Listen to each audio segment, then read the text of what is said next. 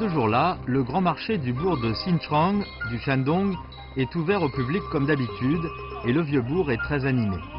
Plus de 2000 marchands sont densément répartis dans les 4 marchés de l'Est, de l'Ouest, du Sud et du Nord. On trouve sur ces marchés des légumes de saison ou des pots de porcelaine anciens. Tous les produits de première nécessité sont disponibles ici. Ce genre de scène, cela fait des siècles qu'on peut les observer dans ce vieux bourg.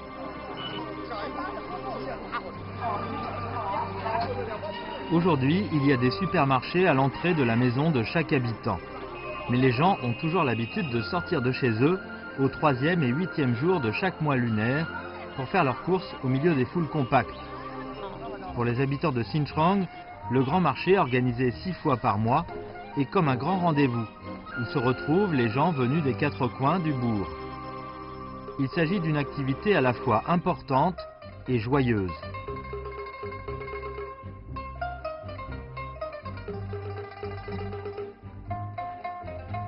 乘着小船穿梭在纵横交错的河道和茂密丛生的芦苇间，听桨声呢喃，看水鸟翩跹，就好像置身于一幅静谧悠远的画卷当中。马踏湖依傍着新城镇静静地流淌，它带给新城人丰饶的物产，也赋予了新城人不一样的聪慧和灵性。 Rattaché à la ville de Zebo de la province du Shandong, Xinchang peut jouir à la fois de la montagne et des cours d'eau. Selon la légende, Xi Huanggong, chef des 5 hégémons de la période des printemps et des automnes, a fait construire une lisse pour faire des joutes dans le bourg, afin de montrer la force aux autres hégémons. Des chevaux de guerre venus de tout le pays sont arrivés et sous le poids de leurs pas, le sol s'est affaissé jusqu'à former un lac près de la lisse, le lac Mata d'aujourd'hui. En raison de l'abondance et de la richesse des plantes dans le lac Mata, les racines de lotus blanches venues d'ici sont devenues célèbres dans le pays tout entier. Et beaucoup de gens sont venus ici pour vivre et travailler et construire une nouvelle ville autour de la lisse. C'est aussi la raison pour laquelle le bourg est nommé Xinchang, ce qui signifie en chinois « nouvelle ville ». Avec le passage du temps, les scènes spectaculaires liées aux efforts de Xi Huanggong pour réunir les 9 hégémons et régner sur le monde ont disparu pour prendre leur place dans les livres d'histoire. Cependant, la vie animée et dynamique des gens, pleine de passion, demeure toujours la même dans le vieux bourg. Des bâtiments aux murs blancs et aux tuiles rouges s'alignent soigneusement le long de la rue, manifestant la vitalité et le dynamisme de cette ancienne ville. Tous ces habitants correspondant à l'architecture des dynasties Ming et Qing se cachent dans les rues anciennes du bourg, pour raconter aux gens qui les traversent l'histoire et la civilisation splendide de ce vieux bourg. Durant les dynasties Ming et Qing, la culture du bourg de Xinchang a atteint son apogée. En tout, la ville a produit 72 candidats admis aux plus hauts examens impériaux et selon les documents historiques conservés, ces habitants de Xinchang ont été très reconnus pour leur intégrité et leur honnêteté après être devenus fonctionnaires d'État. De nombreux politiques d'honneur ont été construits dans le vieux bourg pour témoigner de leurs grandes réalisations et faire pénétrer cette culture de l'intégrité et de l'honnêteté jusque dans les gènes de ce vieux bourg. 在新城镇，最先吸引我的就是身后这一座精美的砖牌坊——四世宫保坊。它是为了表彰兵部尚书王向前保卫明朝有功，经万历皇帝特许建造而成的，并追封其祖上3代，所以被称作四世宫保坊。历经400年，四世宫保坊就像是一位静默的世纪老人，见证了新城王氏家族的荣耀和古镇的变迁。 À la fin de la dynastie des Yuan et au début de la dynastie des Ming, la famille Wang a quitté le district de Zhuchang dans la province du Shandong pour s'établir à Xinchang. Ils y vivent depuis des générations, travaillant la terre et étudiant pour faire la prospérité de la famille. Wang Chongguang, de la 4e génération, a été le premier membre de la famille à passer les examens impériaux. Sous le règne de l'empereur Jiajing de la dynastie des Ming, Wang Chongguang était membre du ministère des Finances et a été envoyé travailler à Zhejiang, dans le Jiangxi, pour se charger de la taxation du commerce régional. Zhejiang est un endroit riche depuis l'Antiquité.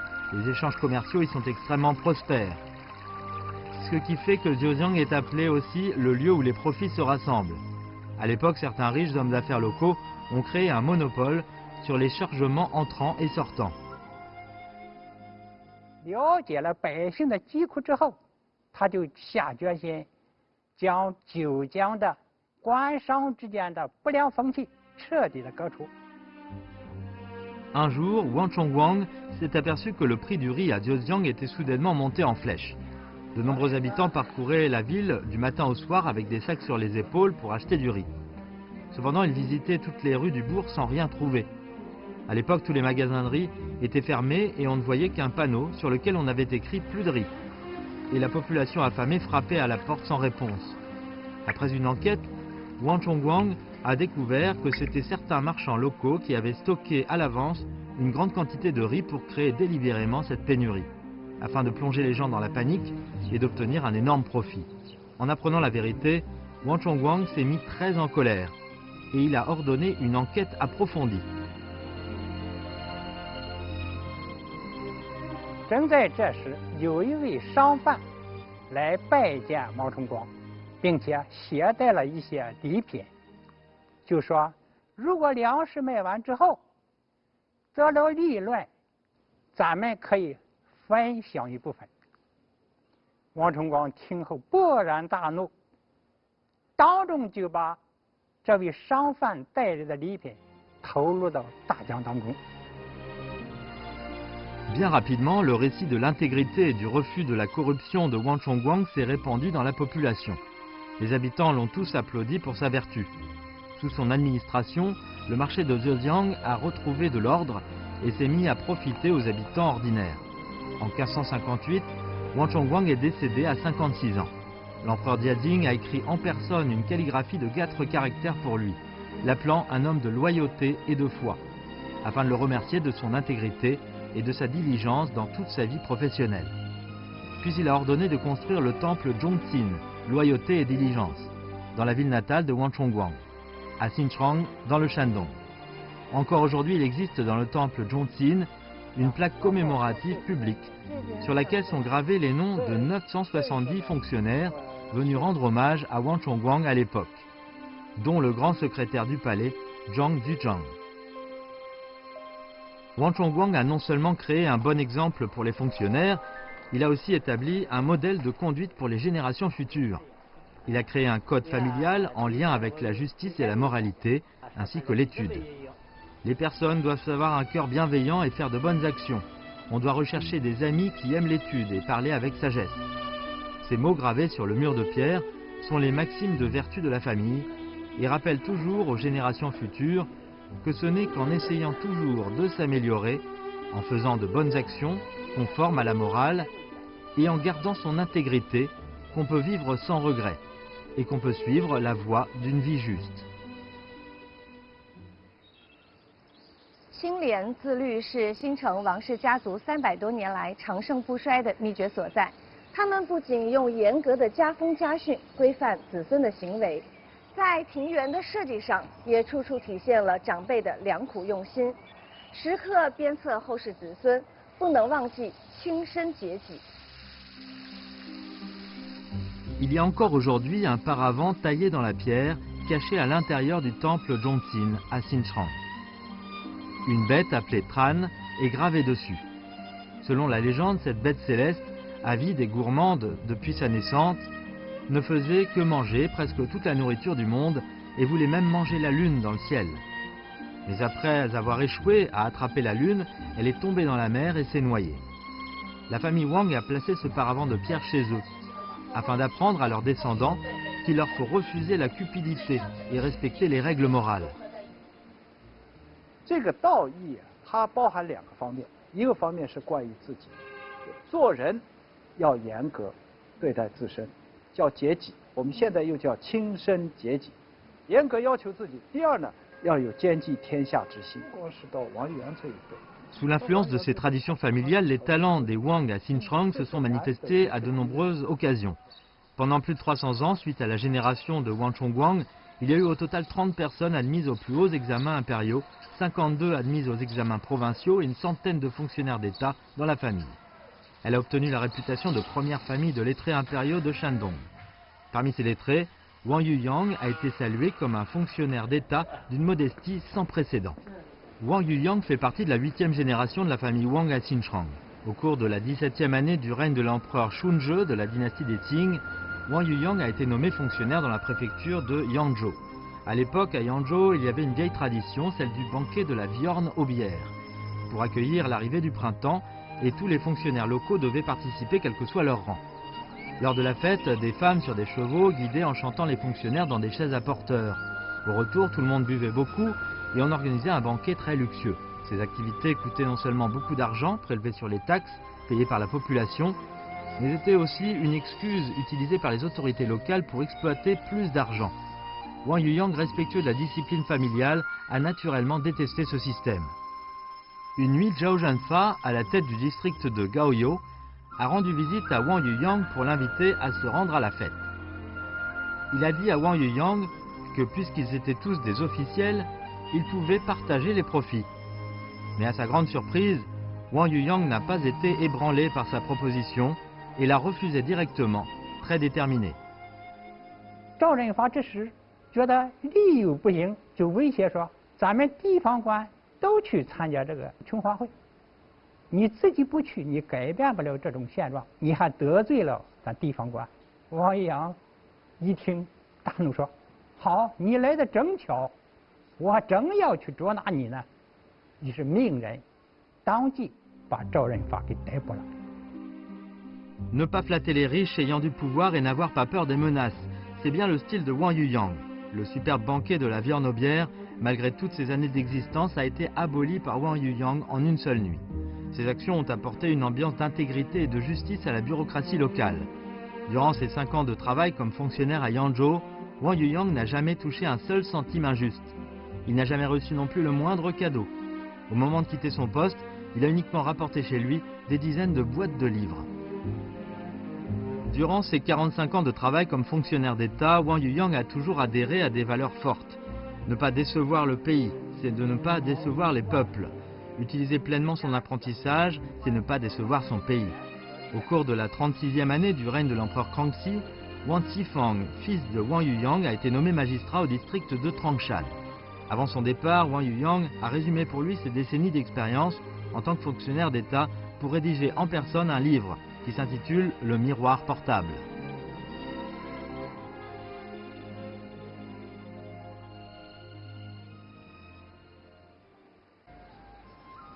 Le miroir portable comprend un total de 3009 caractères chinois. Le contenu va de la vie quotidienne aux relations sociales, de la rigueur des punitions à la relation d'égalité qu'on doit maintenir avec la population ordinaire, et représente l'esprit raffiné de la tradition familiale de Wang Yuyang, ainsi que sa façon de vivre et sa philosophie de vie. 王玉阳，他的这个家训，我以为在新城王家可以算到了一个集大成的这样一个境界啊。在亲身节己方面，他的比道义方面又有了内涵深化的趋势，包括对自己，包括对家属，啊，包括对老百姓的关注，特别讲要与民同休戚，形成了新城这个地区的一种文化传统、文化氛围。 Avec un cœur pur, on est capable de faire réflexion sur ses défauts, sans égoïsme et en risquant moins de choisir une mauvaise voie. Le miroir du cœur est comme une lampe qui éclaire le chemin lorsque la nuit tombe. Il apporte du courage et de l'intégrité. C'est aussi la signification du nom de ce livre, Miroir portable, de Wang Yuyang. Ce traité, transmis durant 1 millier d'années, a subitement influencé génération après génération. Pour commémorer Wang Yuyang, les habitants ont adapté l'histoire de ses combats courageux contre les fonctionnaires corrompus en opéra du Shandong, Combat dans la nuit. De nos jours, il est encore joué.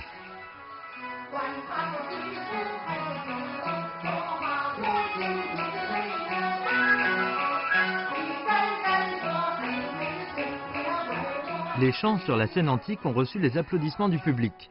Sous la musique mélodieuse des tambours et des instruments à cordes est cachée une histoire merveilleuse. Une philosophie pleine de savoir-faire et de savoir-vivre. 通过戏曲的传唱和一代又一代人之间的口口相传，王氏家族亲身节己的美德在新城古镇传扬开来，从事着不同营生的新城人用自己的方式践行着清正自律的品格。做官如此，经商亦如此。Le vieux bourg de Xinchang, ce bourg commercial important depuis l'Antiquité, est devenu l'une des 7 grandes villes du Shandong pendant la dynastie des Ming. Avec plus de 100 boutiques et magasins dans la ville à l'époque, il y avait toujours des groupes de marchands qui allaient et venaient. La grande maison des Gong se trouve dans le sud-est de Xinchang. Au cours des premières années de la République de Chine, la famille Gong a commencé à se faire une place dans l'industrie et le commerce. Gong Xiaoqin, de la 16e génération de la famille, a successivement fondé des magasins d'étoffes, Qinghuoyong, dans différentes villes, dont Jinan, Suzhou et Shanghai. Ces magasins sont devenus très populaires. Un jour, au début du printemps 1934, Gong Xiaoqin est allé inspecter le fonctionnement d'une boutique de tissus. Lorsque le commerçant a présenté à Gong Xiaoqin l'état récent de la boutique, il a également mentionné une chose qui s'était produite.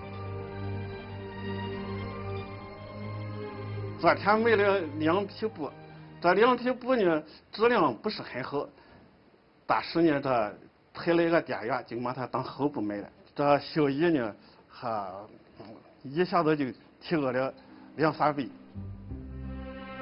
À l'époque, le responsable du magasin était très fier. Il a dit avec un sourire qu'il était possible d'acheter des rouleaux de qualité inférieure pour les vendre aux clients. En entendant cela, Gong Xiaoqin s'est mis très en colère. Il a non seulement réprimandé le responsable du magasin, mais lui a aussi ordonné de retrouver le client pour lui échanger les mauvais rouleaux contre des rouleaux de bonne qualité. Après plus de 2 mois, le responsable du magasin a finalement retrouvé le client, mais les 2 rouleaux avaient été utilisés. Informé de cela, Gong Xiaoqin a encore payé au client une indemnité correspondant à 3 fois la différence entre le prix du produit de bonne qualité et celui du mauvais produit. Afin d'éviter que de tels incidents ne se reproduisent et d'établir un bon exemple pour les générations futures, Gong Xiaoqin a mis en œuvre une série de règles familiales strictes. 我祖宗上的一个规定啊，你在外边你有对不起人家的事，你要犯了错误，不准你进入我们的家铺，也不准买到我们的祖坟。 En raison de leur bonne réputation, les magasins d'étoffes Qinghuoyong ont attiré de plus en plus de clients.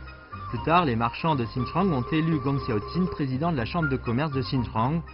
Il a travaillé durant plus de 20 ans. Au cours de cette période, Gong Xiaoqin était non seulement strict avec lui-même, mais exigeait également l'intégrité et l'honnêteté chez les autres. De nos jours encore, de nombreux commerçants de Xinchang, quelle que soit la taille de leur entreprise, respectent strictement ces règles commerciales.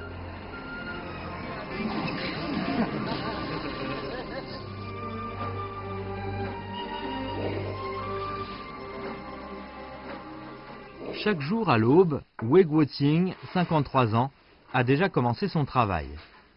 Il doit découper le tofu qu'il a fait la veille pour le charger sur sa voiturette et commencer la vente au cri dans la journée. L'atelier de tofu de la famille Wei se trouve dans l'allée au sud du portique des 4 générations. Quand il était enfant, son père lui racontait souvent l'histoire de Wang Yuyang. Après qu'il a appris à faire du tofu, son père lui a également appris l'importance de l'intégrité dans les affaires. Il ne faut pas faire payer plus que le prix juste au client. En raison de son bon goût et du prix du tofu de la famille Wei, les gens venus de tous les horizons aiment l'acheter.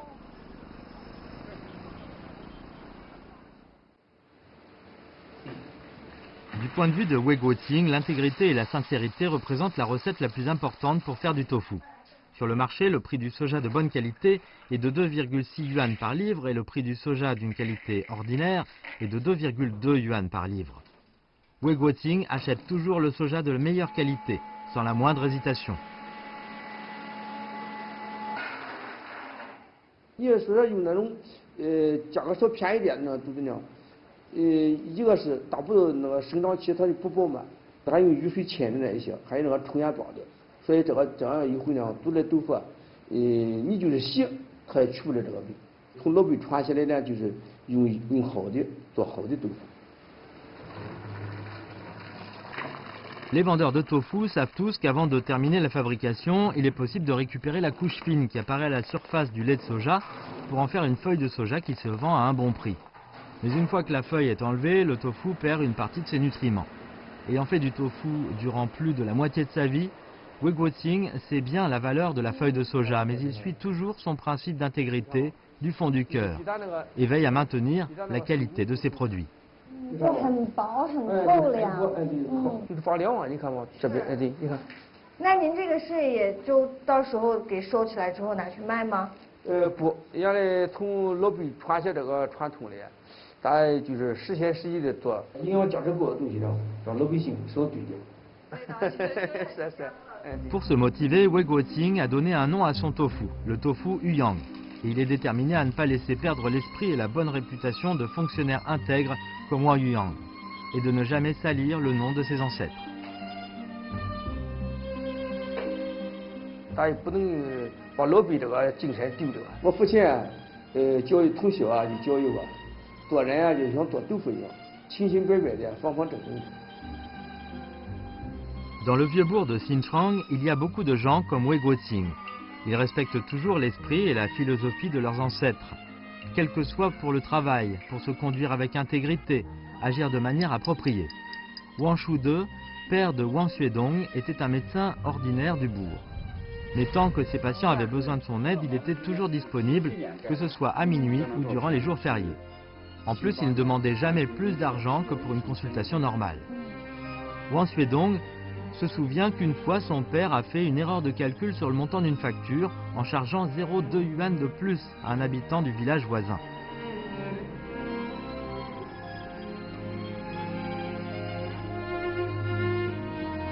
然后让我给别人送去，因为当时天也下着雨，而且呢我还急着吃完饭以后我得回学校，所以说呢我就说是没空。我父亲说那你不送我得送了，结果因为 下雨天路滑吧，他呢摔了一跤，摔得全身是泥。 Le père de Wang Xuedong ne s'est pas plaint, au contraire. Il a dit à son fils qu'en faisant cela, il a pu se sentir à l'aise. Après 50 ans de carrière médicale, ce médecin âgé a guéri d'innombrables patients. Mais il est lui-même mort d'une crise cardiaque à cause du surmenage. Wang Xuedong n'oubliera jamais le jour du convoi funèbre de son père, où de nombreux habitants du bourg et des villages voisins sont venus volontairement, malgré des pluies torrentielles, pour dire un dernier adieu à Wang Shude. 我父亲从小教育我要扎扎实实做事，踏踏实实做人，做什么事情啊，要对得起自己的良心。 Les paroles de son père ont accompagné Wang Xuedong durant toute sa vie. Xinchang est une ville pleine de belle architecture. Comme beaucoup de jeunes du bourg, Wang Xuedong a commencé à travailler dans la construction à moins de 20 ans. Après plus de 20 ans de travail et d'efforts, il a aujourd'hui obtenu de bonnes affaires. Il y a quelques années, un projet dont il était responsable est entré dans la phase de certification de la qualité. 有一个工程上的一个分包商上我办公室送资料，然后我打开那个档案袋一看，里边有几份资料，然后呢有一个红包，里边有3000块钱。说实话那时候啊，3000块钱对我来讲那可是基本上1个月的工资。但是呢咱又一想，这种没钱的钱可不能要啊。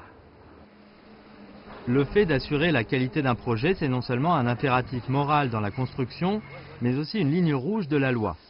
Sous l'insistance de Wang Xuedong, le sous-traitant a récupéré cette enveloppe rouge et a accepté les inspections de qualité. Aujourd'hui, Wang Xuedong a reçu le titre de gestionnaire de projet d'excellence à l'échelle nationale 3 années consécutives. Lors de la formation de nouveaux employés organisée dans son entreprise, il raconte toujours l'histoire de la famille Wang à Xinchang, pour faire comprendre aux nouvelles générations l'importance d'une attitude sérieuse et intègre dans la vie professionnelle comme dans la vie privée. C'est une qualité fondamentale pour gagner le respect des autres.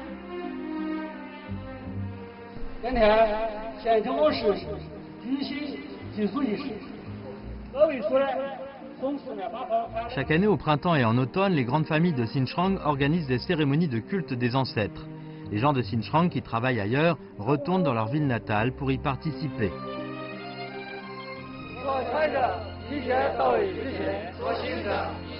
Lors de la cérémonie de culte des ancêtres, on lit ensemble les paroles importantes laissées par les ancêtres de la famille.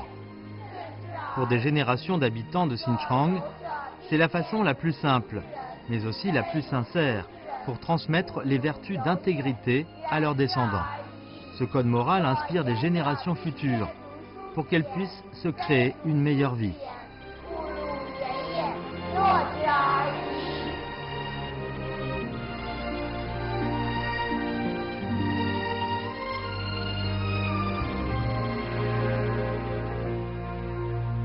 我渴望时间的远方，被一束童年的光照亮。那清晨许下的愿望，是回家的芬芳。我怀念旧日的时光，为一棵青春的树徜徉。那午后穿过的小巷，是出发的地方。我向往春天的暖阳，随一阵风温柔的荡漾。那梦中拥有的力量，是日出的东方。在时间的远方，我看见妈妈的目光，像冬日最美的夕阳，它温暖了我的天堂。在时间的远方，我看见孩子的成长，在心中最软的地方，它呵护了我的晴朗。